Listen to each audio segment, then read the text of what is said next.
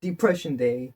So Brand New Day is the one in which Spider-Man himself goes through puberty. So yeah, so this movie takes from the game, the Insomniac game. It takes from the game, and so yeah, so like it starts off with a whole bunch of montages of Spider-Man taking on lower tier villains, and during these montages, you see you know you see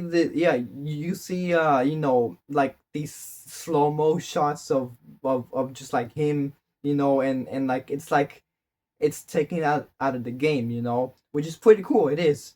And like, this other part in which he's dealing with a tank that's recklessly driving on the street, which is another thing that they took from the game too, and yeah, so it turns out that people are being possessed. They're being possessed, and it just goes from person to person to person. And like Spider-Man is just like dealing with the situation. He's in the midst of it. He's he's trying to keep up with it, and as the movie goes on, he's trying to doing some investigating, trying to find out what's going on. And as he digs, finds out, oh, it's Jean Grey.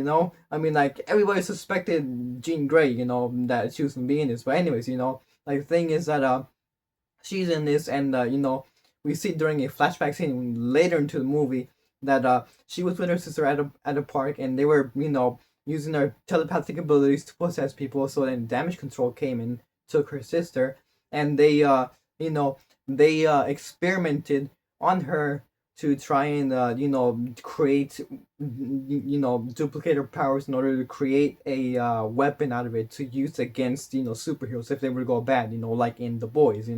So yeah, so they were up to that, and it didn't go well. She ended up dying, and yeah, so uh thing is that the the director of damage control, they're setting he's another villain in this too, but they're also trying to set him up as a potential future villain for the X-Men also, for like what, after Secret Wars or whatever the hell, when they start coming out with the X-Men.